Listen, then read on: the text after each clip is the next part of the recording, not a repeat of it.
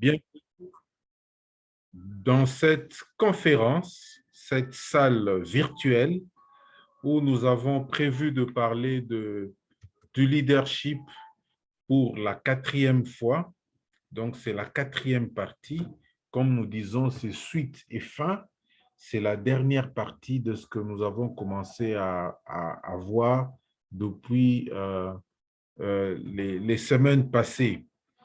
Il s'agit en fait des qualités d'un leader. Ça paraît simple, banal comme titre, et c'est sûr que certaines personnes vont dire, bon, écoutez, je connais un leader doit être, oui, c'est vrai, mais prendre en compte ces qualités, c'est justement ce qui fait développer le MLM. Je vous ai dit depuis le début, et je ne fais que répéter, que sans leadership, il n'y a pas de marketing de réseau. Sans leadership, on ne parle pas de marketing de réseau. Sans leadership, il est difficile de pouvoir revenir et pour dire aux gens, écoutez, nous allons parler de marketing de réseau et tout. Ce sera compliqué de pouvoir arriver à ce niveau-là. Et c'est pour cette raison que je suis encore en train d'insister pour dire que nous ne pouvons pas espérer aller loin en marketing relationnel si nous ne prenons pas en compte notre développement en tant que leader, notre développement dans les compétences de leadership.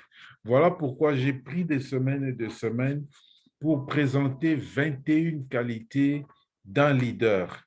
Et c'est là, c'est vraiment ce qu'il faut prendre en considération, sinon, ce sera toujours difficile de pouvoir aller loin. J'ai vu des gens qui sont devenus managers avec Forever, et une fois devenus managers, ils se sentaient plafonnés complètement, au point qu'ils se sont donné des noms pas très intéressants, mais vraiment un manager qui est plafonné, c'est quelqu'un qui ne sait plus avancer. Pourquoi? Parce qu'il n'a pas intégré ce volet ici de leadership dans son business. Il n'a pas intégré le développement personnel dans son business. Et si vous n'intégrez pas, vous allez vous rendre compte que vous allez vous plafonner. Moindre obstacle, vous vous découragez, vous abandonnez. Et le leadership, c'est pour conduire une équipe. Vous parrainez des gens, vous êtes appelé à les conduire.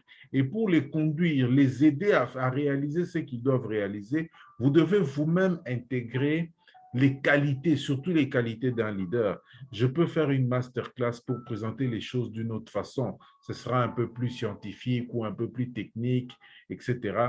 Mais la meilleure façon pour moi, la façon la plus simple, c'est de vous présenter les qualités. C'est-à-dire, vous pouvez vous reconnaître un leader en vérifiant seulement que telle qualité, je l'ai déjà développée. Telle qualité, je ne l'ai pas encore développée. Je dois développer cette qualité pour que demain, je sois un très bon leader. Voilà pourquoi ce soir, nous allons continuer avec ce que nous avons commencé. Et ce soir, nous allons en fait clôturer la série. 17e qualité, c'est l'assurance.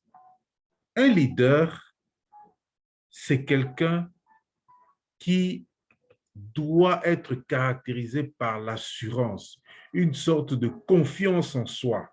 Un leader sans cette confiance en soi n'en est pas un. John Maxwell disait, vous ne pouvez pas diriger des gens si vous avez absolument besoin d'eux. Ça veut dire quoi? Ça veut dire que vous devez d'abord être sûr de vous. Vous devez avoir d'abord besoin de vous-même. Vous devez avoir de l'assurance dans ce que vous faites et dans ce que vous êtes, dans ce en quoi vous croyez, et vous vous dites, je vais parcourir ce chemin. Et ensuite, vous allez maintenant entraîner d'autres personnes. L'assurance, vous pouvez manquer, si vous manquez de l'assurance et que vous avez de la compétence, vous allez vous rendre compte que vous n'allez pas évoluer en tant que leader. Parce que ici, la compétence ne va pas, en fait, compenser l'assurance.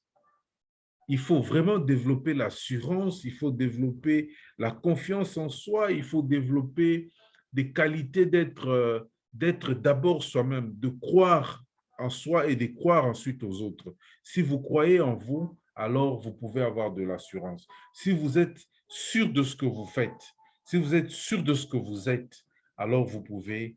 C'est une façon de dire, nous avons besoin d'avoir une image de nous-mêmes qui soit une image positive.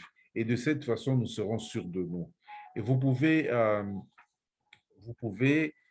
prendre comme exemple, je peux citer dans le monde entier, Margaret Thatcher, par exemple. Margaret Thatcher, c'était un très grand leader britannique.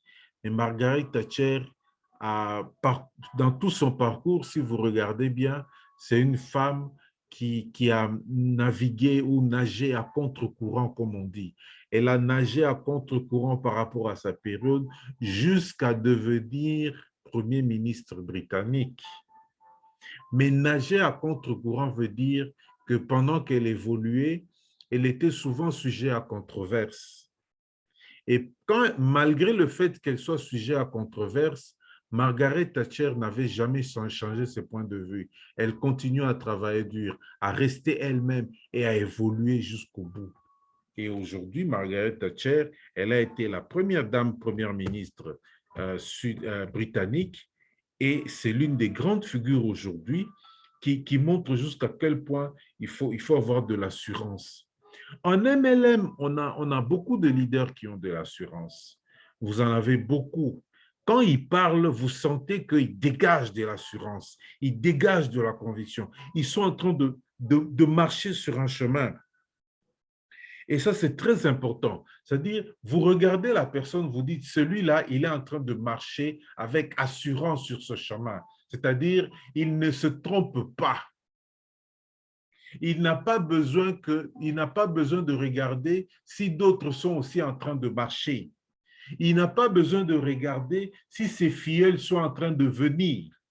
Lui, il sait que c'est ça. Il marche. Et ensuite, lorsqu'il regarde ses filleuls, qu'ils viennent ou qu'ils ne viennent pas, il continue sa marche. C'est une personne qui a de l'assurance. Et vous conviendrez avec moi qu'une personne qui a de l'assurance, on le suit facilement. On sait suivre beaucoup plus facilement une personne qui a de l'assurance. Parce que lorsque vous avez de l'assurance, vous assurez aussi d'autres personnes. Et c'est ça un leader. Mais par contre, les leaders qui manquent d'assurance sont des leaders qui ont des traits communs. Premièrement, ils ne transmettent pas un sentiment d'assurance aux autres. C'est-à-dire, vous sentez qu'il n'est pas sûr de lui, malgré sa compétence. Ces leaders-là qui ne transmettent pas l'assurance aux autres sont des leaders qu'on ne suit pas. Et on ne donne pas ce qu'on n'a pas. Personne ne peut donner ce qu'on a. Non, vous n'avez pas, vous n'avez pas. Vous ne pouvez pas transférer l'assurance ou transmettre l'assurance aux autres quand vous n'en avez pas. Et ça, c'est important à souligner. Les leaders qui manquent d'assurance sont des leaders qui prennent plus qu'ils ne donnent. Ils sont plus preneurs que donneurs. C'est des gens qui veulent s'occuper d'abord d'eux-mêmes au lieu de s'occuper des autres. Ils sont très peu ouverts aux autres. Ils sont, comme je dis, beaucoup plus ils sont beaucoup plus preneurs que donneurs. Et quand on est plus preneur que donneur, alors c'est l'un des signes que vous-même vous manquez de l'assurance. Vous voulez avoir tout. Vous voulez avoir tous les points caisse. Vous voulez avoir toutes les qualifications, mais vous ne pensez pas qu'en bas de vous, par exemple, d'autres leaders veulent aussi avoir cela et que vous avez le devoir de leur apprendre comment faire la même chose que vous. En MLM, l'assurance est l'une des choses importantes. Les leaders qui manquent d'assurance sont des leaders qui freinent continuellement les autres. Je crois que vous avez déjà vu des leaders qui, eux, euh, ne veulent pas voir des filleuls qui évoluent. C'est-à-dire, ils veulent rester eux-mêmes managers ou quoi, sans que leur filleul devienne manager. J'en ai même vu, il est manager, il pense que son filleul animateur, s'il devient animateur adjoint, c'est un désavantage pour lui. Vous savez pourquoi? C'est tout simplement parce qu'en tant qu'animateur, tout son travail lui rapporte 13%. Et plutôt en tant qu'animateur adjoint, son travail lui rapporte 13%. Mais quand ce filleul devient animateur, ce sera maintenant 10%. Et lui a l'impression que si ce filleul-là devient animateur, lui, il perd. Alors, il continue, il empêche ses filleuls de comprendre comment il faut se qualifier. Et un peu, c'est des gens qui sont sans assurance. Ils ont comme l'impression, ils n'ont pas d'assurance. Voilà ce qu'on peut dire. Et des leaders qui sont sans assurance, c'est aussi des leaders qui, en fait, ils bloquent les autres, ils bloquent leur business, ils bloquent leurs activités et ils restent à un niveau bas. Ils restent à un niveau bas. Il y en a qui sont leaders, ils pensent qu'un client doit rester client, mais il ne veut pas suggérer au client, par exemple, de se faire parrainer et de commencer à faire ses achats lui-même. Il préfère que ce client-là reste client. Lui, il préfère. Je n'ai pas dit que le client préfère. Lui, il préfère que le client reste client. C'est-à-dire, il bloque le client à ce niveau-là. On a vu tellement de choses que des leaders comme ça sont des leaders sans assurance. Ce sont des leaders qui ne veulent pas évoluer. Ce sont des leaders qui bloquent en fait leur propre business et ne vont pas de l'avant. Donc, c'est un peu cela qui change les choses chez ce type de leader. Mais alors, de l'autre côté, nous avons déjà observé des leaders qui ont de l'assurance. Ces leaders-là, ils sont toujours aptes à croire aux autres car ce sont des leaders qui croient en eux-mêmes. Vous savez, quand quelqu'un croit en lui-même, automatiquement, il croit aux autres. Si vous remarquez quelqu'un qui croit aux autres, qui est prêt à aider d'autres personnes parce qu'il croit en lui, ça veut dire que c'est quelqu'un qui croit en soi-même. Et ça, ce sont des bons leaders. Ils ont de l'assurance. C'est des gens, vous remarquerez qu'ils ne sont pas arrogants. Ils n'ont pas besoin de se montrer. Ils ne sont pas un but d'eux-mêmes. Ils ne sont pas suffisants, comme je peux le dire. Ils savent, ils connaissent leur propre force intérieure. Et donc, pour eux, il n'y a aucune démonstration à faire à l'extérieur. Ils connaissent aussi leurs faiblesses, leurs points faibles. C'est des gens qui se respectent. C'est des gens qui n'ont pas besoin de faire des démonstrations. C'est des gens qui sont prêts à louer leur filleul, à montrer, juste à promouvoir leur filleul, à les mettre sur le podium de manière à ce que tout le monde reconnaisse ce filleul-là comme quelqu'un qui fait des résultats. Parce qu'il croit en lui et il croit à ses filleuls. Et ce sont des leaders, vous allez vous rendre compte, mes chers amis, ce sont des leaders qui font tout pour aider leurs filleuls. Ceux qui ont de l'assurance, ils font tout pour aider leurs filleuls, ne se donnent jamais de la peine à nuire, surtout à leurs filleuls. Je parle plus des filleuls parce que lorsqu'on parle d'un leader d'un côté, on a des filleuls de l'autre côté. Et donc, ces gens-là, c'est des filleuls qui veulent vraiment faire évoluer une équipe. Et à ce moment-là, qu'est-ce qui se passe? Un leader qui a de l'assurance transmet de l'assurance à l'équipe. Et l'équipe qui a de l'assurance, c'est l'équipe qui réussit.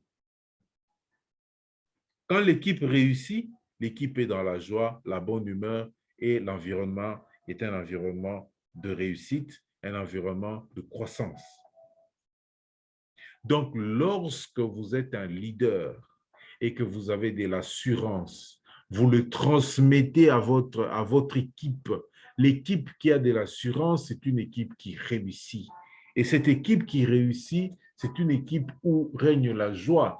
Et en fait, mes chers amis, la récompense de ce leader-là, ce sera de voir cette joie au sein de son équipe. Donc, nous avons vraiment de l'intérêt à mettre cela, à prendre cela en compte. Vérifiez toujours quel type de leader vous êtes. Est-ce que vous vous respectez vous-même? Est-ce que vous vous comprenez vous-même? Est-ce que vous connaissez vos points forts vous-même? Est-ce que vous connaissez vos points faibles? Est-ce que vous êtes fier de vos points forts? Parce que si vous êtes fier de vos points forts, à ce moment-là, vous allez vous dire, oui, j'avance dans ce sens-là. À ce moment-là, vous allez vous sentir que vous êtes différent. Et donc, un leader qui fait cette évaluation, c'est un leader qui va se dire, j'ai de l'assurance ou je n'ai pas de l'assurance. Vérifiez toujours cela parce que c'est très, très important. Alors, comment améliorer l'assurance? Faites un effort pour mieux vous connaître, vous-même d'abord. Quand je dis de faire un effort pour mieux vous connaître, ça veut dire que vous devez vous connaître. Savoir si vous êtes le genre de personne qui a pris conscience d'elle-même, de ses points forts, de ses points faibles. Faites un test. Allez sur Internet, je ne sais pas, il y a toujours... Nous, on nous a fait ça à Accelerate. À Accelerate, nous avons rempli un certain nombre de questions et on nous a fait un test de personnalité. Et quand on nous a fait un test de personnalité, à la fin, on nous a tous donné les traits caractéristiques de personnalité de chacun de nous. Et donc, moi, là, j'ai sur une feuille les traits caractéristiques de ma personnalité. Quand je me mets là, je dis, ah, je suis comme ça. Et donc, ça, c'est un point fort que je dois renforcer. Et donc, à chacun de pouvoir faire un peu cet exercice de se connaître. Regardez, allez sur Google, écrivez peut-être test de personnalité, et vous aurez des textes qui vont montrer que vous... Et même les gens qui suivent la formation en PNL, ils vont voir quels sont leurs métaprogrammes, est-ce que vous avez quel type de métaprogramme, etc., pour mieux vous connaître et mieux vous comprendre. Quand vous vous connaissez, alors vous savez qui vous êtes. C'est déjà un point de départ pour être une personne d'assurance, une personne qui a confiance en soi. Attribuez le mérite aux autres et reconnaissez surtout le mérite des autres. Vous savez, dans l'équipe, quand vous remarquez quelqu'un qui ne se réjouit pas du succès des autres, c'est quelqu'un qui n'a pas confiance en soi. C'est quelqu'un qui n'a pas de l'assurance en soi-même. Parce que le succès des autres n'empêche pas votre succès, alors ne vous empêchez pas de reconnaître leur mérite. Applaudissez-les. Montrez que vous reconnaissez leur mérite parce que ça ne vous empêche pas d'être vous-même ou de garder votre assurance ou d'avoir vos compétences ou d'être toujours performant. Mais les autres, on les applaudit. Quand vous avez une équipe et que votre équipe est en train de monter, attribuez le mérite du travail à votre équipe. Reconnaissez la contribution de chaque membre d'équipe. Applaudissez les membres de votre équipe. Félicitez les membres de votre équipe. Alors, s'il arrive que vous avez toujours un sentiment d'insécurité, comme j'ai écrit là, c'est-à-dire vous avez du mal à avoir confiance en vous, vous avez du mal à avoir de l'assurance, demandez de l'aide.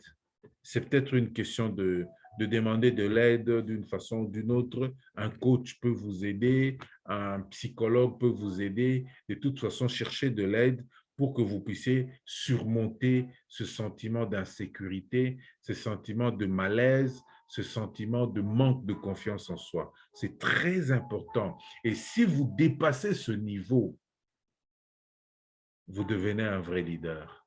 Je peux vous garantir. Moi, je suis un leader. Il m'est arrivé un moment de me sentir en insécurité, de ne pas avoir de l'assurance. C'est-à-dire, je doutais un peu de moi-même. Je me demandais si je parlais bien. Je me demandais si je formais bien. Je me demandais si les leaders de mon équipe captaient mon message et qu'ils avaient confiance en moi. Je me posais autant de questions. Ne vous en faites pas. Malgré tout ce que vous pouvez raconter comme succès, malgré tout ce que vous pouvez dire que j'ai eu comme résultat avec ce business.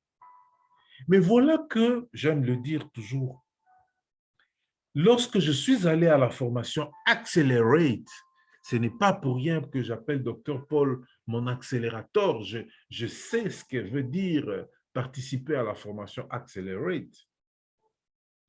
Quand je suis allé à la formation Accelerate, moi, personnellement, j'ai travaillé sur cet élément ici de l'assurance en leadership parce que nous avons eu un chapitre sur le leadership. J'ai travaillé sur moi-même par rapport à cette question et je suis sorti de cette formation grandi. J'ai complètement changé. J'ai surmonté mes sentiments d'insécurité. J'ai surmonté mes doutes. J'ai surmonté tout ce que j'avais comme inconfort lié au leadership. Et je marche la tête haute. Maintenant, là, rien ne m'arrête. Rien alors ne m'arrête. J'ai vraiment grandi par rapport à cet élément. Et donc, je vous invite à faire un peu d'exercice par rapport à ça. Vous êtes un leader, vous avez parrainé des filleuls, alors évaluez votre niveau d'assurance. Est-ce que vous vous sentez confortable? Vous devez vous connaître, je viens de le dire. Ceux qui ont fait la formation en PNL, ne vous en faites pas. Ils doivent se connaître parce qu'il y a tout un chapitre de métaprogramme où vous devez vous connaître quel type de personne vous êtes. Quel type de personne, quel type de programme ou de métaprogramme vous avez. Connaissez-vous vous-même, comme on nous dit. Si vous n'avez jamais fait cette formation, vous avez la possibilité de le faire, je vous le dis. Vous pouvez aller sur Google, taper peut-être test de personnalité. Si vous trouvez quelque chose sur Internet, répondez aux questions qu'on va vous poser. Et une fois que vous avez répondu aux questions, ça vous donnera une réponse pour dire voilà les traits saillants de votre ou les traits caractéristiques de votre personnalité. Et vous vous connaissez. Vous marchez avec ça. Vous n'avez pas besoin de vous présenter, de faire des démonstrations de personnalité, d'être suffisant, de vous gonfler, de faire ceci. Non, un leader qui a de l'assurance n'a pas besoin de tout ça. Il connaît ses forces, il connaît ses faiblesses, il marche la tête haute. Il n'a pas, comme dit John Maxwell, vous ne pouvez pas diriger des gens si vous avez absolument besoin d'eux. Je ne sais pas si vous comprenez ça. Avoir absolument besoin de ces personnes veut dire que vraiment vous-même, vous vous sentez en déséquilibre. Vous ne pouvez pas marcher sans eux. Alors vous n'êtes plus un leader. Le leader, il croit en lui, il marche et devient la personne qui aide les autres. Quand vous avez de l'assurance, vous transmettez à votre équipe. L'équipe a de l'assurance, l'équipe réussit et l'équipe va de l'avant. 18e qualité, l'autodiscipline. On a toujours parlé de l'autodiscipline, on en a toujours parlé. Je me rappelle quand nous avons parlé comment je peux dire, j'ai parlé des attitudes, l'attitude je crois que les habitudes de gagnant, c'était une formation que vous pouvez trouver aussi sur ma chaîne YouTube. En passant, si vous me suivez sur YouTube, n'hésitez pas d'aimer cette vidéo et de vous abonner pour ne pas rater les prochaines formations. Mais je me rappelle quand on avait parlé des habitudes de gagnant, on avait parlé de l'autodiscipline. L'autodiscipline, c'est ce que moi j'appelle le détail. Le détail qui fait que l'on soit une personne qui gagne, qui réussit, ou que l'on soit une personne qui ne réussit pas. C'est un détail qui change tout entre deux personnes qui ont la même compétence, qui savent faire les choses. la discipline va créer la différence ou l'autodiscipline va créer la différence entre les deux. Pourquoi? C'est tout simplement l'autodiscipline. Si vous arrivez au niveau de l'autodiscipline, vous avez mené des batailles internes. L'autodiscipline est le couronnement des batailles internes que vous avez menées. Et vous vous êtes conquis. Vous avez gagné des victoires internes. Vous avez pu conquérir votre propre personnalité. Et vous devenez une autre personne. Et c'est ça l'autodiscipline. L'autodiscipline, c'est ce que Bob Proctor appelle la capacité de se donner un ordre et de l'exécuter. C'est-à-dire, vous vous donnez un ordre et vous-même, vous exécutez l'ordre que vous avez donné. C'est ça ce que j'aime dans la définition de l'autodiscipline, en fait. Et vous allez remarquer, mes chers amis, les personnes qui ont réussi dans la vie, allez dans le monde sportif, tous les grands sportifs, les gens disent, parfois oui, c'est vrai, quelqu'un comme Messi ou un autre, c'est des gens qui ont le football, qui jouent au football régulièrement. Mais vous savez, pour devenir aussi grands qu'ils sont, ils doivent ajouter de la discipline aux entraînements, peut-être la discipline de ce qu'ils mangent, la discipline de leur style de vie. Ils dorment peut-être tôt et ils se réveillent tôt, parce que j'ai remarqué que beaucoup de personnes dorment tôt et se réveillent tôt. C'est un secret. J'ai vu même Greg Mond qui avait écrit à un moment, il dit, mes habitudes, je dors tôt et je me réveille tôt. Je suis allé regarder ailleurs un de mes directeurs, tout est parti d'un de mes directeurs, un de mes chefs en 2015, je crois, non, en 2010, il venait de m'engager, j'ai commencé à travailler, je l'observe et puis je me rends compte que c'est quelqu'un qui a de l'énergie. Il a de l'énergie. Il est au bureau à 7 heures du matin. Je suis allé lui poser la question. Qu'est-ce que vous faites? Comment vous faites? Décrivez-moi un peu comment vous faites pour que vous soyez une personne avec beaucoup d'énergie. La première chose qu'il m'a dit, il dort à 21 heures. Tous les jours, il dort à 21 heures. Il se réveille à 4 heures du matin. Il m'a dit, je me réveille à 4 heures du matin, je fais le sport et je fais la marche, je crois que c'est sur tapis, et je fais à la piscine, je fais, je ne sais plus, 15 longueurs ou 20 longueurs à la piscine. Tous les matins, il fait la marche. Tous les matins, il est à la piscine, chez lui à la maison. Voilà ce qu'on appelle l'autodiscipline. Vous vous imposez quelque chose que vous faites tout le reste de votre vie. Les gens qui vous voient vont seulement voir un aspect, c'est-à-dire ils voient les résultats. Comme moi, j'ai vu chez lui qu'il était toujours plein d'énergie. Dès le matin, j'ai dit, mais ce monsieur est toujours plein d'énergie, qu'est-ce qu'il fait? Voilà ce qui fait la différence entre les gens. Et comme je disais, dans le monde sportif, vous pouvez voir quelqu'un comme Messi, il ne peut pas être Messi parce qu'il joue au football depuis son enfance ou qu'il a toujours été très bon en foot. Il doit ajouter de la discipline aux entraînements, peut-être même la discipline de mode de vie. Quelqu'un comme, je me rappelle quelqu'un, je crois que c'est, je ne sais plus si c'est John Maxwell, qui disait qu'en 1998, après qu'il ait eu sa crise cardiaque, il s'est donné la discipline de faire des exercices physiques tous les jours. Et il le fait tous les jours pour les restants de sa vie. Pourquoi? Parce qu'il ne veut plus tomber dans cette situation de crise cardiaque. Donc, la discipline, l'autodiscipline change beaucoup, même lorsque nous parlons de business, de notre business. L'autodiscipline, ce sera quoi? Chaque jour, je cherche des clients pour vendre un produit, 2 produits, 3 produits. Non, ce n'est pas un parrain qui doit t'imposer ça. C'est une discipline personnelle. et tu te donnes une commande et tu appliques ta commande. L'autodiscipline, c'est quoi? Chaque jour, j'appelle 3 personnes pour les inviter à ma POA qui aura lieu peut-être le week-end. Au moins 3 personnes chaque jour. Non, ce n'est pas un parrain qui vous impose ça, c'est vous-même. Chaque jour, je vais appeler 3 prospects qui ont suivi ma POA pour faire le suivi, évidemment pour savoir s'ils sont prêts à démarrer le business, etc. Imaginez-vous que vous faites cela tous les jours parce que vous vous êtes imposé cela. Vous êtes quelqu'un qui réussit. C'est tout. C'est tout.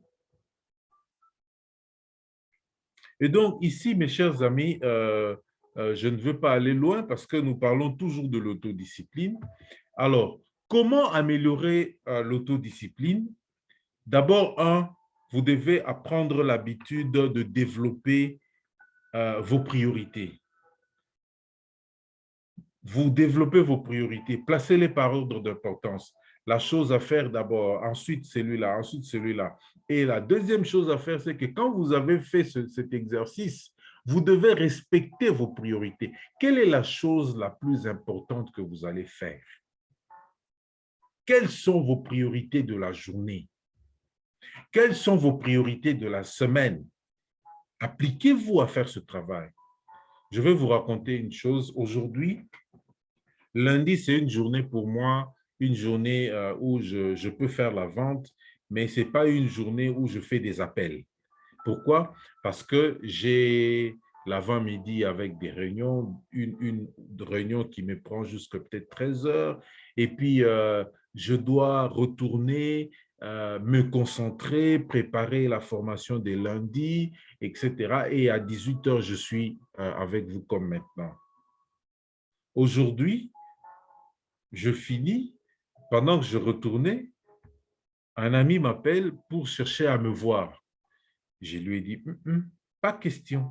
Oh, mais viens, tu sais. J'ai dit non, aujourd'hui, ce n'est pas une journée que je peux mettre pour te voir. Aujourd'hui, je dois retourner, me concentrer et me préparer parce que j'ai une autre activité le soir.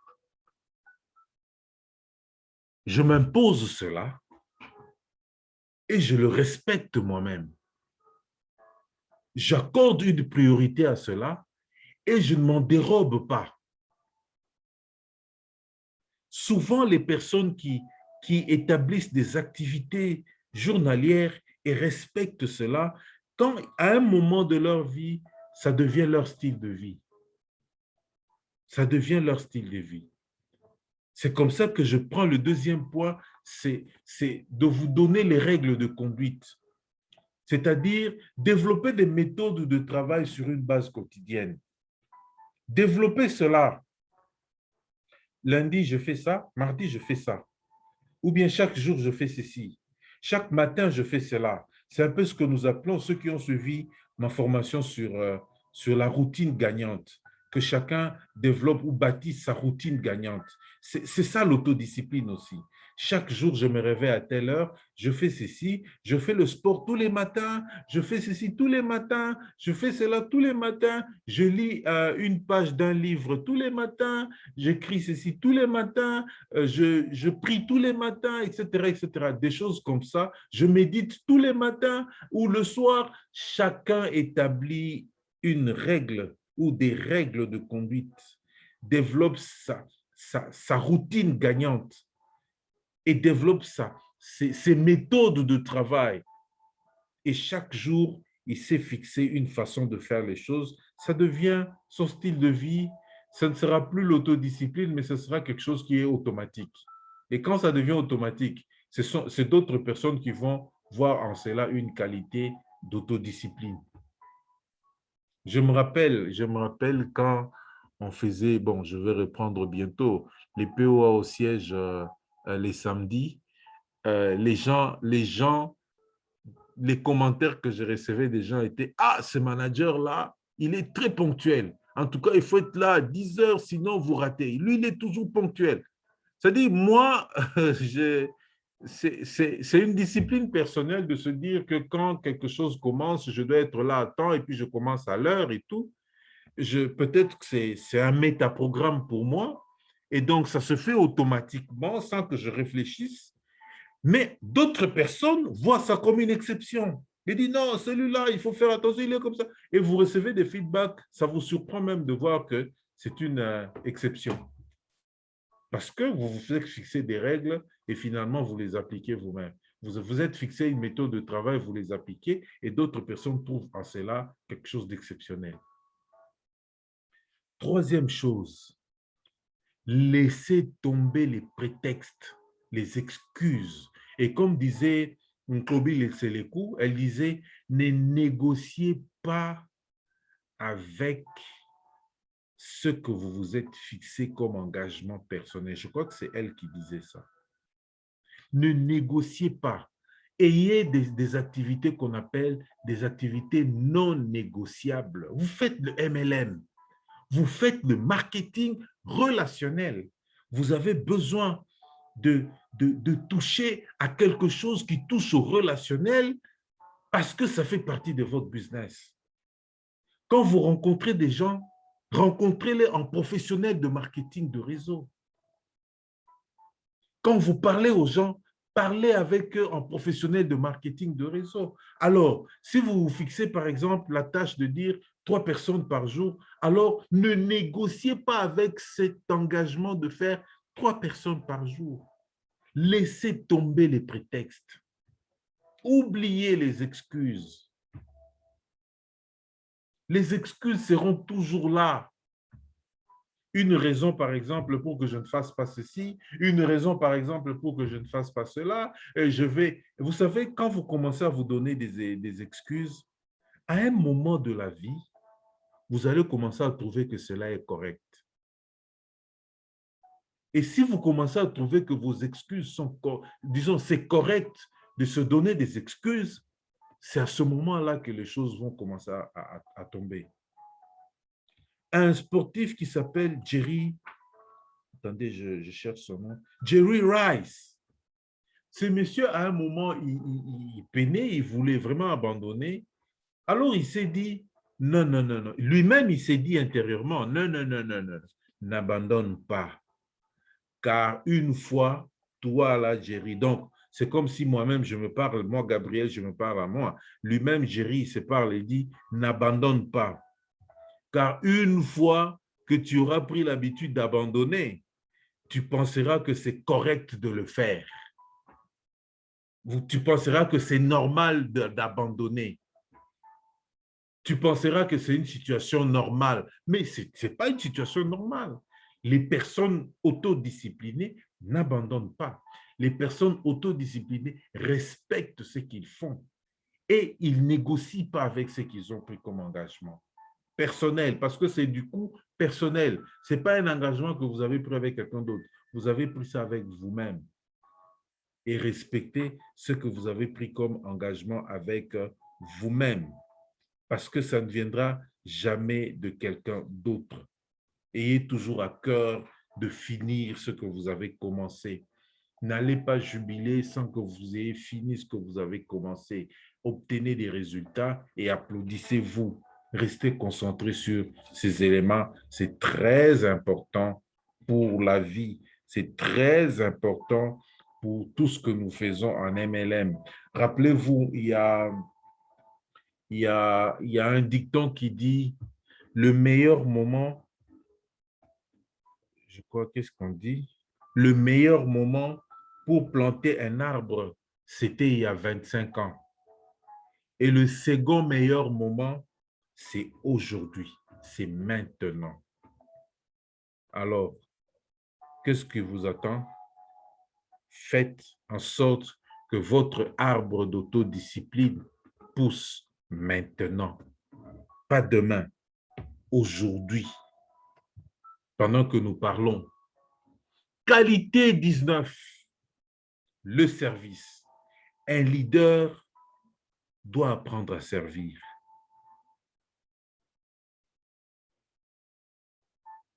Un leader doit apprendre à mettre ses filleuls je peux dire, à promotionner ses filleuls. Bon, je sais, il y a des filleuls, quand on les promotionne, ils pensent que ils savent pas qu'on les promotionne, évidemment. Mais c'est notre tâche de leader de promotionner nos fidèles, de les rendre plus compétents. C'est notre tâche de fidèles de mettre sur le podium nos fidèles. Quand vous êtes un leader, votre tâche est de mettre vos fidèles en avant. C'est une façon de les servir. C'est une façon de leur donner le meilleur de ce que vous pouvez avoir. C'est une façon je ne sais pas, c'est une façon, comme je dis, de les servir. Vous savez, bon, je vais le dire ici pour ceux qui sont là présents. Au début, je me rappelle, je vais raconter l'histoire parce que c'est juste une histoire. Il y en a beaucoup de même type, mais je raconte seulement l'unique. Au début, à un moment, Flore était devenue manager. Moi, j'ai dit à Flore, bon, maintenant, je vais te donner mes samedis, tu vas commencer à faire les PO. Pour elle, c'était comme si je lui donnais une tâche difficile. Mais pour moi, c'était mettre ma filleule en avant, présenter ma filleule, la mettre sous les projecteurs. Parce que lorsqu'on se met devant, les gens vous connaissent et les gens vous apprécient. Nous nous sommes battus, en fait. Je vais dire battus, mais bon, on sait un peu, elle ne voulait pas à un moment, elle ne veut pas, elle n'est pas prête à un moment, jusqu'à ce que je l'ai poussé. J'ai dit, tu vas faire, et puis elle a fait. La première fois qu'elle a fait, elle s'est rendue compte que les gens ont apprécié. Et elle m'a confié que la première fois qu'elle a fait, elle n'était pas du tout très à l'aise. C'est normal que ça arrive la première fois. Mais la deuxième fois, quand les gens ont apprécié, les gens sont venus complimenter et tout. Il y a eu même des parrainages. Et elle a dit, OK, est-ce que je peux faire encore la prochaine fois? J'ai dit, oui, vas-y. Et elle a fait. Aujourd'hui, on ne parle plus de POA. Aujourd'hui, on n'en parle plus comme une activité. Et donc, c'est ça le rôle d'un leader. Le fait de rendre d'autres plus leaders aussi, le fait de capaciter les autres, le fait de mettre d'autres personnes devant, sur le podium, sous les projecteurs, c'est le service que nous rendons aux autres. C'est le travail que nous devons faire. Pourquoi? Les meilleurs leaders, mes chers amis, les meilleurs leaders sont des leaders qui servent. Ce n'est pas des leaders qui attendent d'être servis. Ce n'est pas des leaders qui veulent se faire des superstars. Moi, je me rappelle, quelqu'un me disait, il dit, un leader ne s'occupe pas du succès. Le succès vient. Un leader s'occupe de servir les autres, d'être à la tâche, de travailler pour le bien des autres, de faire en sorte que les autres soient contents, que les autres soient satisfaits, etc., etc. Quand les autres sont satisfaits, il sera surpris un jour qu'on lui dise, tu as un prix Nobel de paix, tu as un prix Nobel, je ne sais pas, de paix ou de service. Et il sera surpris de voir que non, les gens sont en train de parler de lui. Donc, les meilleurs leaders désirent d'abord être utiles aux autres. Les meilleurs leaders désirent d'abord servir d'autres personnes et non pas se servir eux-mêmes, un peu comme on nous disait du temps du Père. Servir d'abord les autres et non pas commencer à se servir eux-mêmes. C'est comme ça que j'aime Forever. Vous savez pourquoi? Parce que Forever, le monsieur il y a un monsieur, je crois, des chargés des opérations de Forever Benelux qui m'avait écrit avec en anglais. J'avais reçu un mail. Évidemment, quand il s'agit des questions de bonus, vous vous rappelez, quand il s'agit des questions de bonus, il faut interagir avec le pays. Le pays va vous demander les coordonnées bancaires pour qu'on commence à vous envoyer. Bon, on interagissait avec ce monsieur de Forever Benelux. Il m'a dit en anglais que si j'ai des questions, que je n'hésite pas, que je continue à poser, si j'ai des préoccupations, que je revienne sur lui. Parce que Forever is all about helping others. Je ne sais pas si mon anglais est bon, mais forever is all about helping others. Donc, forever, c'est d'abord aider les autres. Lorsque vous êtes leader chez Forever, pensez toujours à ça. Est-ce que vous aidez suffisamment vos downlines pour qu'ils deviennent, à moins qu'ils aient la mauvaise volonté, à moins qu'ils travaillent à leur rythme. Bon, ils peuvent travailler à leur rythme, mais ça ne vous empêche pas de les aider à mieux comprendre comment ils doivent faire leur business. Coup de chapeau en passant au coach Dr. Paul. Coup de chapeau au leader Yvette, Danny, David, Richard, qui ont volontairement accepté de pouvoir mettre une vidéo pour aider les autres. Parce que je peux vous garantir, j'ai contacté plusieurs personnes, ce n'est pas tout le monde qui a accepté. Et ceux qui ont accepté de faire ce travail, ils ont accepté en fait d'aider les autres. Même si chez moi, c'est une autre dimension que je vois, mais eux, ils ont accepté d'aider les autres. Et donc, c'est important cet aspect, c'est une activité de leadership. Faire ces vidéos de 15, de 5 minutes, de 3 minutes, de poster dans le groupe, c'est une activité de leadership. Et c'est important que nous puissions en parler. Bon, évidemment, c'est une activité de leadership. Alors, le leader qui veut servir et qui a le service à cœur, c'est un leader qui ne se réserve pas, qui ne se réserve pas la première place, mais qui laisse la première place à ses partenaires, à ses collaborateurs ou à ses filleuls. Il est toujours prêt à servir. Vous savez, les gens qui sont prêts à servir, c'est des personnes qui ont une grande confiance en eux. C'est-à-dire, c'est des gens qui ont de l'assurance. Ils n'ont peur, ils n'ont honte de rien et ils servent les autres. Et ils ne s'occupent même pas de ce que les autres disent d'eux. Moi, je ne sais pas si je suis de ceux-là, mais ce que je sais, c'est que je ne m'occupe pas de ce qu'on dit de moi. Qu'on dise positivement, qu'on dise négativement, je sais une chose, que je veux que les autres deviennent ce qu'ils doivent devenir, peut-être même meilleurs que moi. C'est le plus important qu'un leader doit avoir en tête. Un leader encourage les autres à avancer, encourage les autres à aller de l'avant. Un leader qui sert, c'est tout cela. Et il ne sert pas parce qu'il a des calculs. Il y a des gens qui font des choses avec des petits calculs. Voilà, je vais faire ce petit calcul, celui-là, et puis celui-là. Et non, non, donne-toi le temps d'aider les autres à devenir ce qu'ils doivent devenir. C'est ça le MLM. S'ils deviennent ce qu'ils doivent devenir, tu deviendras ce que tu veux devenir aussi, mais d'une façon ou d'une autre. Parce que Dieu te renverra quelque chose. L'ascenseur, il te le renverra. Et donc, si nous passons à la diapositive suivante, comment améliorer le service? Il faut accomplir des petits gestes serviables. Si vous n'avez pas l'habitude à faire cela, cherchez à créer quelque chose. Vous savez, les gestes serviables, ça ne commence pas en MLM. Excusez-moi de le dire. Ça peut même commencer à la maison. À la maison, c'est bon, je ne sais pas, faire un petit mouvement, aider son conjoint. Un petit rien là. Porter quelque chose pour son fils. Un petit service. Un petit service pour la maison. Des petites choses, en tout cas, je ne sais plus si c'est ce qui peut passer. Quelque chose pour les autres. Faire quelque chose pour les autres sans rien attendre.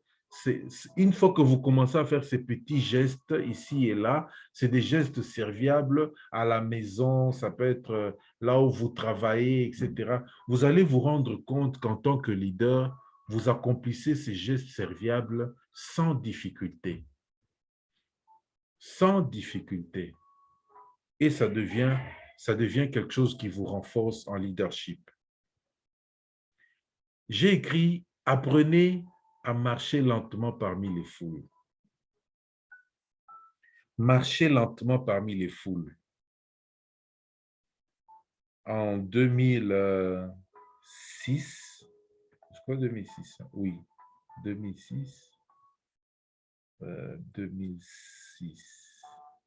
En 2006, j'avais commencé du travail quelque part en 2005. C'était une organisation internationale. Alors, comme c'était une organisation internationale américaine et le siège était aux États-Unis, en 2006, je devais aussi voyager pour aller aux réunions annuelles que nous avions toujours chaque année aux États-Unis à Arlington. Alors, je suis allé, mon chef et moi, nous sommes allés, il m'a conduit, nous avons voyagé par Kenya Airways, nous sommes allés à Nairobi, de Nairobi, on a pris l'avion vers Heathrow à Londres, de Londres, nous avons pris maintenant l'avion jusqu'à Washington, Dallas, et de Washington, nous sommes allés directement à Arlington. Arlington, c'est en Virginie, c'est pas loin, c'est pas très très loin c'est des États qui sont voisins à Washington, D.C. Nous sommes arrivés là-bas. D'abord, j'avais difficulté, je ne pouvais pas aborder les gens, commencer à parler parce que tout était en anglais. Donc, du coup, j'étais isolé. Il fallait trouver, comme il y avait aussi des Sénégalais et tout, il fallait trouver des Sénégalais qui acceptent de causer avec vous. Sinon, ils parlaient en anglais avec d'autres personnes. Mon chef lui-même, il parlait anglais avec d'autres personnes. Et moi, je n'avais pas d'assurance de parler en anglais et donc j'étais isolé. Mon chef là est venu me dire, tu vois, quand tu es avec les gens ici, c'était pendant les moments, comme on dit, des moments de socialisation. Les Américains ont souvent l'habitude d'avoir des moments de socialisation. Chez eux, des socialisations, c'est très important. Vous pouvez travailler beaucoup. Ils vont créer un moment où les gens se retrouvent et commencent à prendre un verre et ils parlent. Ça se fait toujours. Et donc, heureusement, dans notre business, nous avons aussi cette culture, surtout lorsque nous nous rencontrons pendant les dîners des actifs. J'invite tout le monde vraiment à faire un effort pour être présent au dîner des actifs. Ce sont des moments de mastermind, de créer un état d'esprit commun. Euh, alors, qu'est-ce qu'il me dit? Tel qu'on est ici, là, personne ne viendra vers toi. Apprends maintenant, là, à marcher vers eux, à parler à chacun. Même si tu ne sauras pas parler trop l'anglais, fais un effort pour demander ne fût-ce que le nom et tu te présentes. Présente-toi et il m'a donné quelques petites phrases que je pouvais prononcer pour dire I'm Gabriel and you, etc. Good morning, hello, tout, tout. Donc, il a voulu que j'utilise, c'est un peu comme si je devais utiliser un script pour me présenter, m'introduire chez les autres et commencer à parler.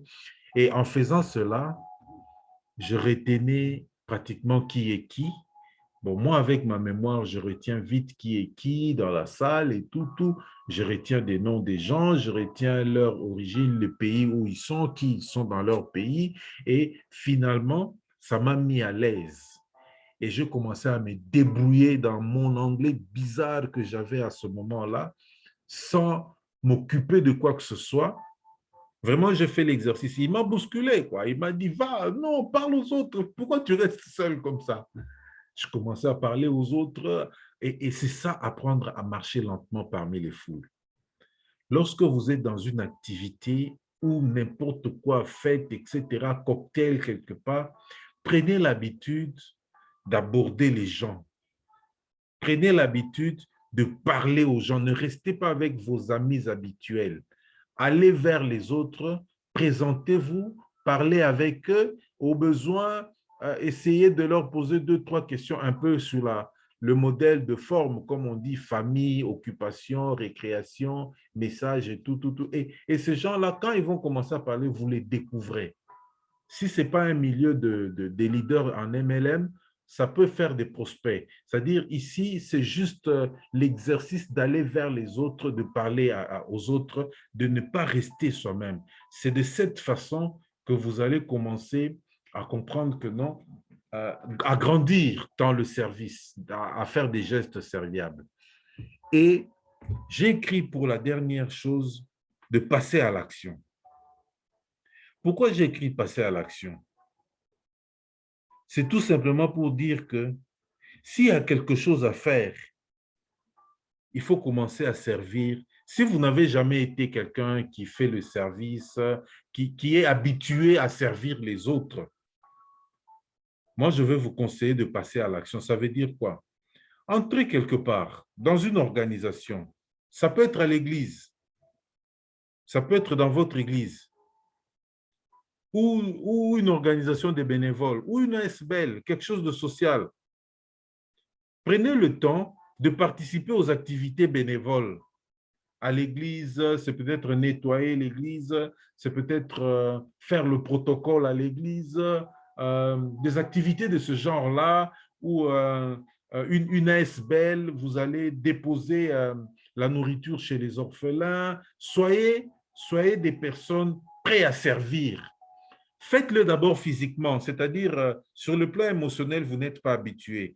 Inscrivez-vous, par exemple, au protocole, vous commencez à servir les gens à l'église, et les gens qui entrent, ranger les bancs et tout nettoyer ou quoi que ce soit, ou une ASBL où vous-même, vous allez déposer la nourriture.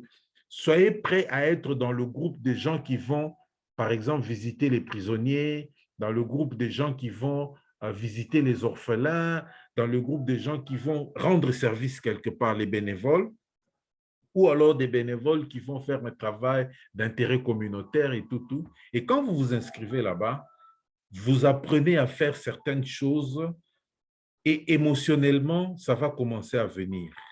Et quand émotionnellement, ça commence à venir, vous allez développer cela comme attitude et ça deviendra automatique chez vous de pouvoir poser des gestes serviables. Et en leadership, c'est très important, très important. Vous ne pouvez pas être un leader sans servir. Et si vous êtes un leader sans servir, alors vous serez un mauvais leader. Qualité 20, la capacité d'apprendre. Continuez à apprendre. Je ne sais pas ce que je dois dire ici, parce que apprendre, c'est, je peux résumer, apprendre, c'est une vidéo, peut-être que vous avez tiré sur YouTube, Vimeo ou ailleurs. Apprendre, c'est un livre que vous avez acheté ou vous avez pris à la bibliothèque. Apprendre, c'est un audio que vous avez tiré, je ne sais pas, de Spotify ou je ne sais pas quel autre site ou ailleurs, quelque chose. Et il y a que ces trois façons de pouvoir faire les choses individuellement. Vous pouvez lire, lire une vidéo ou un audio ou un livre. Dans les trois cas, vous faites quelque chose pour continuer à apprendre. Mais vous avez la possibilité de participer aux séminaires, aux formations en ligne, aux formations en live, etc. C'est important pour les leaders d'apprendre. J'ai appris que les grands leaders sont des grands lecteurs. Les grands leaders sont des grands lecteurs. Great leaders are great readers. Ce sont ces gens-là qui deviennent des très bons leaders, qui se renforcent parce qu'ils n'arrêtent pas d'apprendre. On n'arrête pas d'apprendre. Et surtout dans notre business, c'est compliqué quand vous arrêtez d'apprendre. Je ne savais pas, moi personnellement, quand je commençais ce business, je ne m'attendais pas à ce qu'il y ait autant d'informations qui ne cessent de venir et qui nous poussent à continuer à apprendre. Et donc, du coup, je m'inscris dans ce schéma. Et je peux vous dire, Dieu merci, que j'ai rencontré le MLM parce que le MLM m'a redonné le goût de lire, d'acheter des livres et de lire. C'est quelque chose que j'avais perdu. J'ai fait ça dans ma jeunesse. Je lisais les bandes dessinées, je lisais les romans des jeunes. Nous avons lu les bandes dessinées de toutes les séries, presque toutes les séries qu'on avait. J'avais un abonnement à Kalao, un abonnement à Kwaku, et chaque mois, par la poste, mon frère et moi, on recevait un numéro mensuel de Kwaku, de Kalao. Je crois que certains connaissent Kwaku et Kalao. Nous, on avait des abonnements, c'est-à-dire de France, on nous envoyait ces magazines. Et donc, on lisait beaucoup. Pendant les vacances, on lisait beaucoup, mais on avait perdu le goût de lire, l'habitude de lire.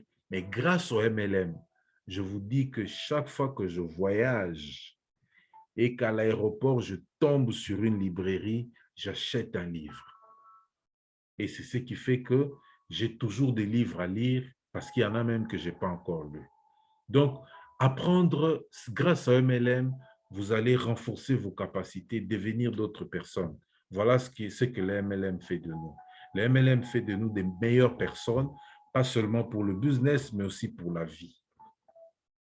Alors, ça, c'est des choses que j'ai déjà dit et que nous connaissons très bien. Ceux qui veulent devenir des grands leaders, en tout cas, n'arrêtez pas d'apprendre. Faites le meilleur, faites en sorte que donnez le meilleur de vous-même pour continuer à apprendre et à vous améliorer dans l'action. Parce que lorsque vous apprenez, c'est pour vous améliorer dans l'action et devenir des grands leaders de demain.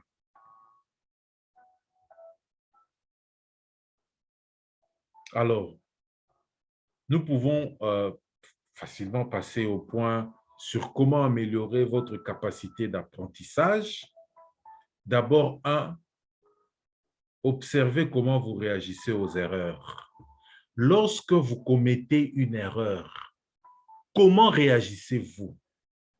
Est-ce que vous tirez une leçon de l'erreur que vous avez commise?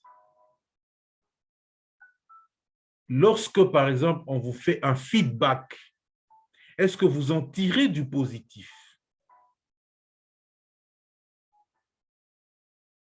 Ne vous reposez jamais sur vos lauriers. Vous êtes arrivé au succès. On dit que le succès tue l'apprentissage. On dit que le succès tue l'apprentissage. C'est-à-dire, quand vous vous reposez sur vos lauriers et que vous êtes vu, par exemple, que vous êtes à un certain niveau, vous vous dites, ça suffit. Et vous ne voulez plus rien apprendre. Même quand vous commettez les erreurs, vous n'allez plus vous rendre compte que vous êtes en train de commettre des erreurs parce que le succès vous a aveuglé. Alors, observez comment vous réagissez face aux erreurs.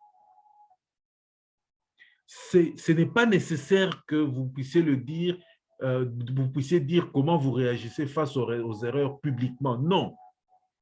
Intérieurement. Hier, je disais aux filleuls de Dr. Paul, hier, je leur disais, j'ai aimé parce qu'il y a une, Arlette, qui m'a donné ce cas, en fait. Mais en gros, je leur avais dit, ce n'est pas ce que vous dites extérieurement qui est la chose réelle. Non, ce qui est réel, c'est ce que vous vous dites intérieurement. Parce que vous croyez à ce que vous dites intérieurement. La vraie croyance est intérieure, pas extérieure.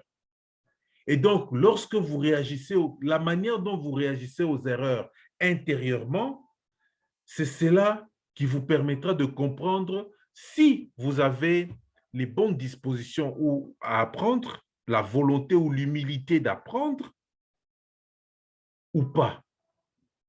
Parce que chaque erreur vous aidera à tirer une leçon pour vous améliorer. Chaque feedback que vous recevez, que ce soit de quelqu'un d'autre, etc., ou vous aidera à tirer une leçon intérieurement et à vous améliorer. Mais si par contre, vous ne faites pas cela, alors votre capacité d'apprendre peut être mise en doute. Ici, c'est souvent une question d'humilité d'apprendre. Deuxièmement, essayez quelque chose de nouveau. J'aime cet aspect de choses parce que je l'ai noté pour ça. Vous êtes en marketing de réseau. Vous êtes vous-même un chef de département, je ne sais pas, directeur quelque part, ou vous êtes un cadre d'entreprise, on vient, on vous parle du marketing relationnel, vous avez aimé le modèle, vous avez trouvé que c'est bon, vous avez aimé nos produits parce que nous avons des merveilleux produits. Forever, c'est la classe, Forever, c'est la qualité, Forever, c'est ISO 17000, je ne sais plus combien. Donc, la qualité dans le processus de fabrication et donc la qualité des produits. Vous avez aimé les produits. Alors, on vous dit, écoutez, si vous voulez devenir animateur, vous avez besoin de vendre les produits à vos contacts. Il faut leur montrer aussi l'opportunité. Vous-même, vous vous dites, ah, moi, avocat de mon État, moi qui reste au barreau de ma tétée ou je ne sais pas d'où, aller vendre les produits de Forever à mes amis? Non, ça ne sert à rien. Je vous dirais simplement, moi, en tant que leader, je vous dirais simplement, messieurs, vous n'avez pas l'humilité d'apprendre parce que vous ne savez pas essayer quelque chose de nouveau. Et donc, finalement, vous n'irez pas loin. Moi, souvent, je dis ça de façon crue. Je ne cache pas la vérité au fiel. Si c'est quelqu'un qui ne veut pas, qui refuse certaines choses, je peux déjà prédire et lui dire, si vous continuez comme ça, vous n'irez pas loin. Même si ça vous décourage. Mais il faut être vrai. Alors, le leader qui veut aller loin, qu'est-ce qu'il va faire? Il va dire, OK, je suis un avocat, je suis cadre, mais alors je veux présenter à mes amis avocats les produits que je consomme. Je vais essayer quelque chose de nouveau, de manière à ce que ça me rapporte mes points caisses pour que je devienne moi aussi animateur. Je suis chef de bureau ou chef de division à la fonction publique ou, je ne sais pas, chef, ou directeur à la fonction publique. J'ai honte, mais je dois savoir qu'aller loin en MLM, c'est lorsque je dépasse le niveau de la honte ou de la peur ou du doute. Donc, du coup, je dois essayer quelque chose de nouveau. Essayez de présenter le produit aux autres, vendre cela, ça vous donnera un gain sur le plan personnel. Je serai toujours content et je ne manquerai jamais de raconter comment moi j'ai commencé à vendre. Hier, j'ai encore raconté aux filles pour leur dire que j'avais honte, j'avais peur, mais je devais essayer quelque chose de nouveau. Évidemment, j'ai beaucoup appris dans la vente. En dehors de tout ce que j'ai eu comme bénéfice dans le cadre des relations avec les gens, j'ai beaucoup appris grâce à la vente parce que j'ai essayé quelque chose de nouveau. Vous avez essayé quelque chose de nouveau, vous avez appris. Vous avez essayé comment parler au marché froid, vous avez appris quelque chose de nouveau. Ça vous a permis de booster votre business. Ça vous a permis de vous présenter comme un leader et montrer aux autres comment il faut faire les choses. Vous avez appris à faire ceci, à faire cela. C'est quelque chose de nouveau pour vous. Vous avez appris non pas à faire seulement cela, mais ça vous a apporté des leçons qui vous permettent aujourd'hui de vous placer comme un leader qu'on peut suivre. Essayez toujours quelque chose de nouveau, une nouvelle stratégie, mettez-la en pratique. Une nouvelle approche de travail, essayez, ne résistez pas. Surtout quand ça vient de votre upline. Mettez en pratique parce qu'il vous le conseille tout simplement parce qu'il doit l'avoir expérimenté ou il l'expérimente lui-même. Ça vous permettra d'apprendre. Troisième chose, approfondissez vos connaissances.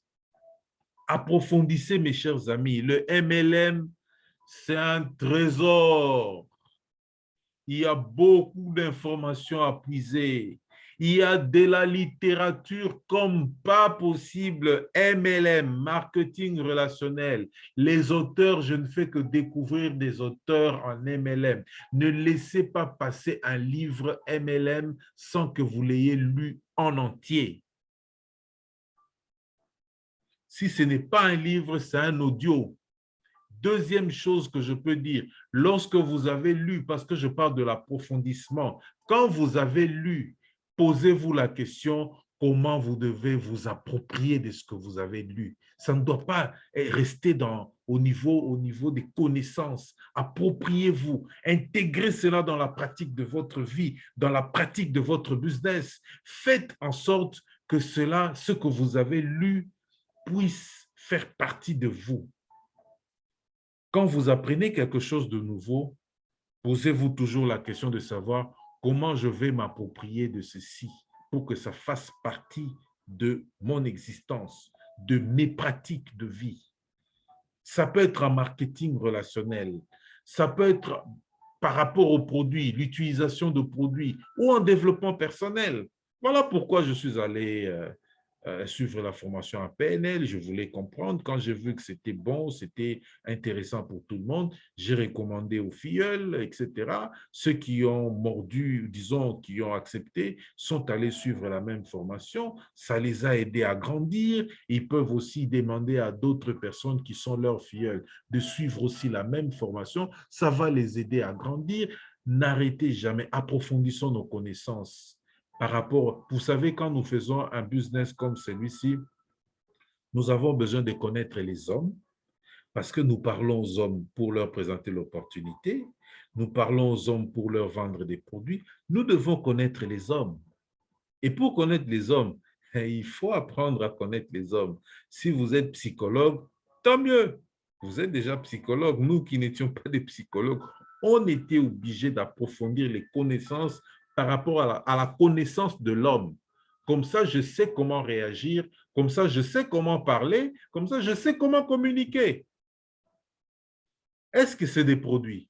Approfondis, approfondis et approfondis. Vous avez suivi une astuce sur les produits. Pratiquez. Comme ça, vous vous appropriez.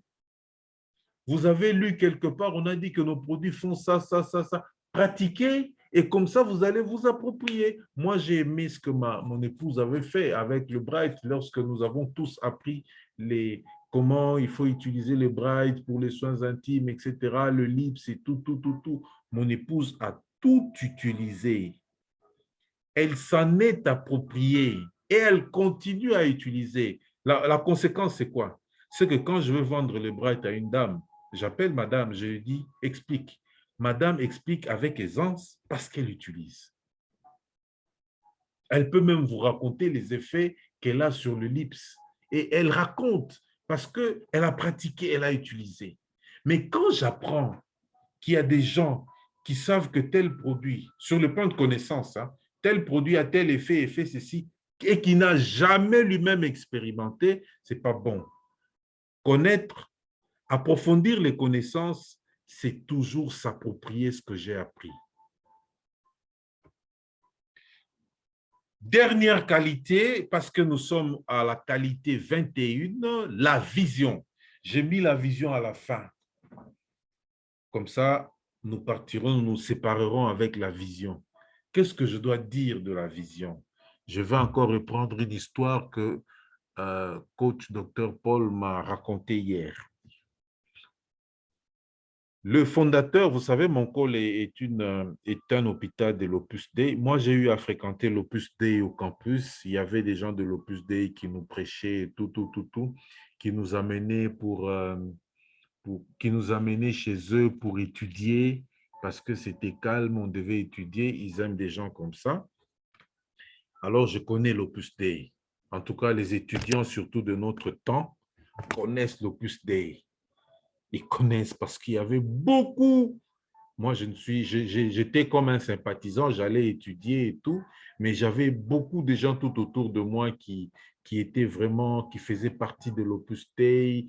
On savait, les gens de l'Opus Dei, on les connaissait. Et donc, finalement, Dr Paul travaille dans un hôpital, des gens de l'Opus Dei. Et le fondateur de l'Opus Dei, je crois que c'est Mario, j'ai oublié le nom, Mario, quelque chose comme ça. Dr Paul me racontait hier que le fondateur de l'Opus Dei, quand ses premiers prêtres, ce n'est pas lui qui les a ordonnés. Je crois que les premiers prêtres, je ne sais pas, ils les bénissaient ou quoi. Il y avait 3 prêtres. Alors, le fondateur de l'Opus Dei, je crois que c'est Mario son nom. Quand il bénissait ses prêtres, lui-même, il a écrit, il bénissait 3 prêtres. Mais lui, il voyait 3000 prêtres. C'est ça qu'on appelle la vision. C'est que les autres ne voient pas. Toi, tu les as vus. Toi, tu l'as vu. Tu as vu au-delà de ce qui est visible. Et ta vision te conduit. Je ne sais pas comment je peux m'exprimer, mais je pense que vous comprenez ce que je suis en train de dire. Lui voyait 3 prêtres qu'il bénissait. Tout le monde voyait qu'il bénissait 3 prêtres. Mais intérieurement, ou bien je peux dire mentalement, il était déjà dans la projection de 3000 prêtres. C'est-à-dire, pour lui, l'organisation venait de commencer avec 3 prêtres, mais dans sa vision, il devait arriver à 3000 prêtres, donc en faire une très grande organisation, l'Opus Dei. Ça, c'est un exemple très profond de la vision. Deuxième exemple de la vision. Bill Gates, je crois que c'était Bill Gates, dans une émission de Larry King Live, on lui posait des questions. Je crois que les gens connaissent l'histoire, une partie de l'histoire, parce que je donne toujours une raison dans mes POA. Mais l'autre raison est que Bill Gates, on lui a posé la question de savoir quels étaient les secrets de son succès. Bon, il a dit autre chose, mais je vais dire ce qui concerne la vision. Il a dit la profondeur de la vision. Or, qu'est-ce que vous entendez par profondeur de la vision? Alors, l'exemple vient, il dit, bon, écoutez, vous êtes dans la forêt. Quand vous êtes en train de couper un arbre, qu'est-ce que vous voyez? Le monsieur dit, ah, je vois un arbre. Il dit, non, moi, je ne vois pas un arbre. Je vois, lui, hein, Bill Gates maintenant, il dit, je ne vois pas un arbre. Je suis en train de voir, il a parlé de, je suis en train de voir des maisons. Vous connaissez les Américains, les maisons sont construites en bois. Hein? Les maisons sont vraiment construites en bois. Donc, le bois aux États-Unis, c'est d'abord les maisons. Alors, on coupe un arbre, il dit, je ne vois pas l'arbre. Je suis en train de voir des maisons, c'est-à-dire des maisons qui seront construites parce qu'un arbre est en train de tomber. Du coup, le monsieur qui l'interrogeait dit, ah, ok, je comprends, je vois. Moi, je ne vois pas la maison. Oui, oui, Pop, oui, merci, Madame Yvette, ce n'est pas Mario, c'est José Maria Escriva de Balargues, si je me rappelle. José Maria, oui, c'est lui le fondateur de l'Opus Dei. Merci. Il dit, je ne vois pas, le monsieur maintenant a compris maintenant ce que disait Bill Gates. Il dit, non, je ne vois pas les maisons. Je suis en train de voir des cités, des villes entières, etc. Il dit, voilà. C'est ça qu'on appelle la profondeur de la vision. Je ne sais pas si ces 2 exemples ne suffisent pas pour que nous puissions comprendre c'est quoi la vision. Voilà pourquoi dans notre business, nous ne travaillons pas en fonction de ce que nous voyons physiquement. Je ne travaille pas en fonction du fait que je sois manager senior. Vous ne travaillez pas parce que vous êtes animateur. Vous travaillez parce que vous avez une vision de votre business. Et la vision de votre business, c'est quelque chose que vous êtes le seul à voir. Peut-être vous vous voyez déjà manager diamant et vous bossez pour devenir réellement, pour rendre cela physique, donc devenir réellement manager diamant. Peut-être que vous êtes en train de vous voir dans un business à 1 million de dollars ou à 3 millions de dollars comme Kobil et Tseleko aujourd'hui. Et vous vous dites, je suis en train de bosser pour devenir 3 millions de dollars leader à 3 millions de dollars comme Kobile Tseleku. Donc, vous n'êtes pas ici. Mentalement, vous êtes là où se trouve Kobile Tseleku, mais physiquement, vous travaillez ici. Voilà, je crois que c'est un peu ça que je voulais exprimer quand je parle de vision, pour permettre à chacun de comprendre que la vision est l'une des choses importantes qu'un leader doit avoir. Un leader sans vision n'en est pas un, parce que vous allez mener les autres où? C'est où que vous allez les mener? Construisez votre vision business et vous amenez les autres là-bas. Pour concrétiser sa vision, le courage d'un grand leader lui vient de sa passion. Vous voyez comment les choses se mettent ensemble. Je dis bien pour concrétiser la vision, le courage, parce que nous avons parlé du courage comme une des qualités d'un leader, vient de sa passion. Donc, le fait que vous ayez la passion, voilà pourquoi j'ai toujours dit la passion, c'est la clé. Le fait que vous ayez la passion vous donne le courage, et le courage vous permet de concrétiser votre vision. Vous êtes propulsé vers votre vision parce que vous avez de la passion, parce que vous avez le courage. Il est toujours important de souligner aussi qu'une vision vient de l'intérieur. La source de la vision est à l'intérieur. Si un jour, un de vos filleuls vous dit « Aidez-moi, aidez-moi, marraine ou parrain, aidez-moi à identifier ma vision », et que vous lui répondez « Voilà, votre vision peut être ceci ou cela », alors c'est vous qui êtes en erreur. Vous ne pouvez pas créer une vision pour quelqu'un d'autre. Vous ne pouvez pas. Tout ce que vous pouvez faire, c'est ce que je suis en train de faire, l'aider à comprendre c'est quoi la vision et à découvrir c'est quoi sa passion.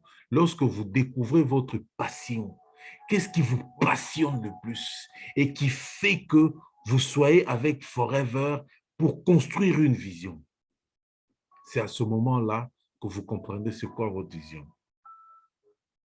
Il y a des gens qui disent qu'ils sont très passionnés quand ils enseignent les autres. Je donne un exemple.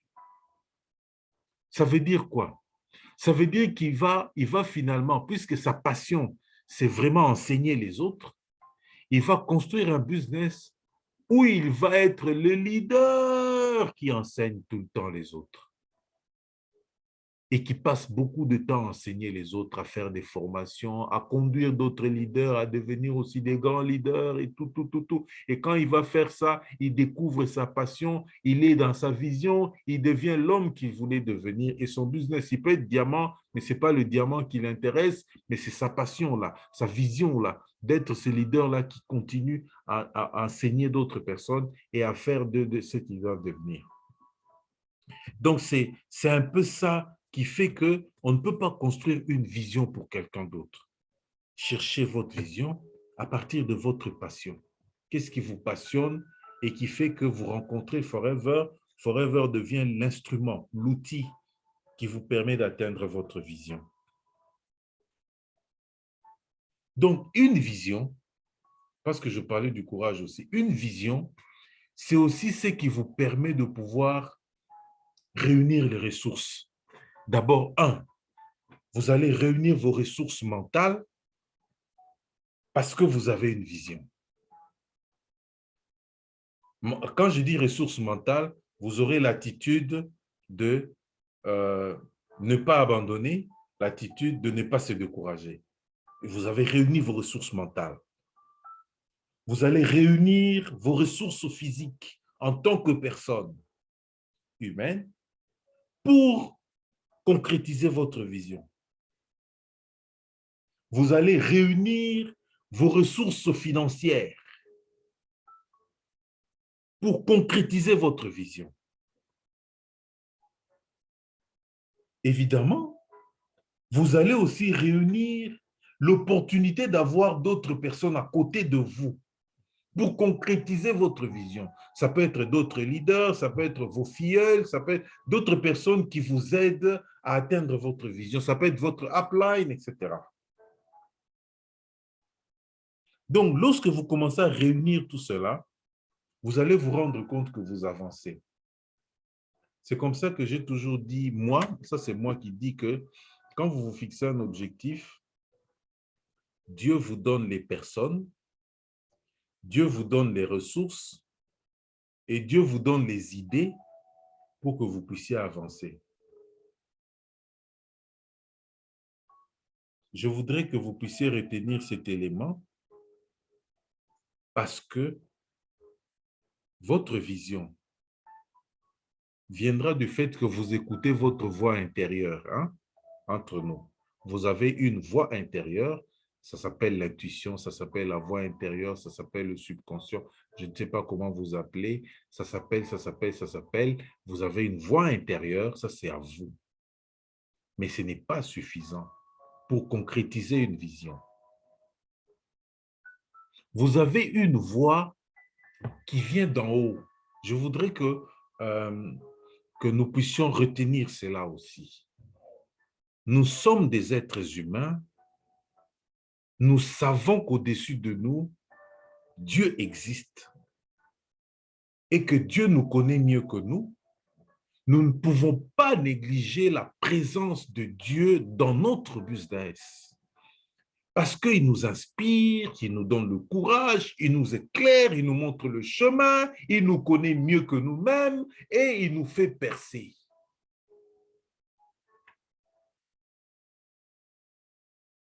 Tout ce qui nous entoure, ce sera d'autres personnes, mais ce sera aussi le Tout-Puissant, le Tout-Autre, le Dieu qui nous connaît mieux que nous et qui va nous inspirer pour que nous puissions percer.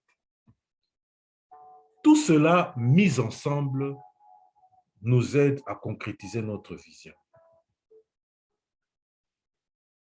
Je parle de Dieu, puisque ma présentation sera sur YouTube, et que si la personne qui me suit n'est pas chrétien, qu'il perçoive Dieu de la manière de sa foi, est-ce que cela l'aide à pouvoir intégrer cette réalité, parce que ce sera toujours une réalité transcendante dans ce qu'il fait dans son business, sa propre foi, de manière à ce que sa vision se concrétise par l'intuition, la voix intérieure, la voix des autres qui sont tout autour de nous, que nous appelons des leaders, que nous appelons des filleuls, que nous appelons des amis, etc., mais aussi la voix de celui qui est au-dessus de nous et qui nous connaît mieux que nous-mêmes et qui nous fait percer. Alors, ça c'est très beau comme image, j'espère. Alors, comment améliorer la vision? D'abord, évaluer sa propre performance.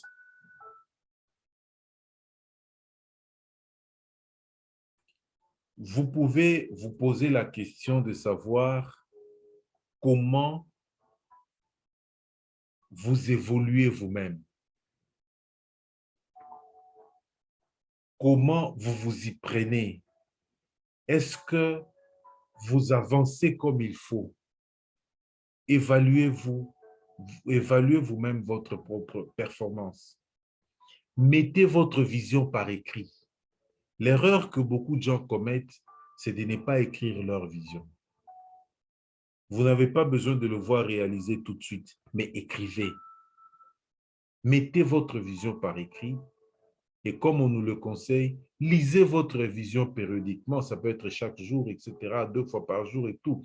Lisez votre vision, c'est votre vision. Et surtout, votre vision de business. Un autre élément important d'améliorer la vision, c'est de vérifier surtout comment vous réagissez de façon instinctive ou émotionnelle. Vous pouvez vous poser des petites questions du genre, qu'est-ce qui vous fait pleurer? Qu'est-ce qui vous fait, par exemple, rêver? Qu'est-ce qui vous donne de l'énergie? C'est-à-dire, quand vous pensez à ça, ça vous donne de l'énergie. Il y a quelqu'un qui a été un grand rêveur. Bon, je raconte quand même l'histoire, parce que j'étais en train de vouloir clôturer, mais je raconte son histoire. Il s'appelle Walt Disney. Walt Disney, c'est un monsieur qui a fait des choses impossibles, tout simplement parce que le fait pour lui d'aller au parc avec ses deux enfants chaque fois régulièrement et qu'il commençait, lui-même, il commençait à se rendre compte de l'imperfection des manèges qui étaient là au parc. Alors, il s'est projeté dans la vision de créer quelque chose de beaucoup plus performant, de beaucoup plus grand, des choses qui moi, je ne connais pas trop bien, qui vont faire en sorte que la perfection qu'il voulait voir au parc, là où ses enfants jouent, puisse se concrétiser. Voilà, c'est-à-dire ici, je voulais dire, qu'est-ce qui vous fait rêver? Walt Disney est allé là. Walt Disney a fait ce qu'il devait faire. Et aujourd'hui, nous parlons de Disneyland. Donc, comment améliorer votre vision? C'est en prenant conscience de ce qui vous fait rêver, de ce qui vous fait pleurer, de ce qui vous donne de l'énergie, de ce qui vous donne beaucoup d'émotions. Par exemple, vous vous imaginez, moi quand j'imagine par exemple que j'ai un business qui est dans 20 pays et que 20 pays du monde me payent chaque mois, alors ça me donne beaucoup plus d'énergie, ça me donne beaucoup plus de courage de continuer mon business. Par exemple, quand j'imagine que je peux avoir un business où j'ai 600 managers, un business où j'ai, je ne sais pas, 50 managers directs ou 25 managers directs et que j'ai 600 managers au total, je me sens, ça me donne encore beaucoup plus de courage de pouvoir continuer à bosser sur mon business parce que c'est là que je vais, etc., etc. Vous pouvez améliorer ce que je suis en train de dire pour aller le plus loin possible dans votre vision. Alors, mes chers amis, voilà que nous sommes à la fin d'une série de 4 formations qui n'ont parlé que des qualités d'un leader. Ce que je vous recommande, c'est de continuer à grandir en tant que leader. Je ne veux pas faire la synthèse parce que chaque qualité a ses spécificités. Et comme je disais avant, si vous trouvez que cette qualité-là, vous l'avez déjà développée, ce n'est pas un problème pour vous. Il y en a 21, cherchez d'autres, regardez ce qui est moins développé chez vous et voyez dans quelle mesure vous pouvez commencer à développer cela. Continuez à grandir en tant que leader. Moi, je serai toujours heureux et reconnaissant de ce que la formation Accelerate a fait chez moi dans l'amélioration de compétences en leadership. Continuons à grandir en tant que leader. Revenez de temps en temps sur cette série de formations parce que ça se trouve sur ma chaîne YouTube et en public pour évaluer vous-même comment vous grandissez en tant que leader. Est-ce que la qualité X, vous l'avez vraiment intégrée en vous? Vous vous êtes approprié cette qualité et ça vous a permis de changer? Point d'interrogation.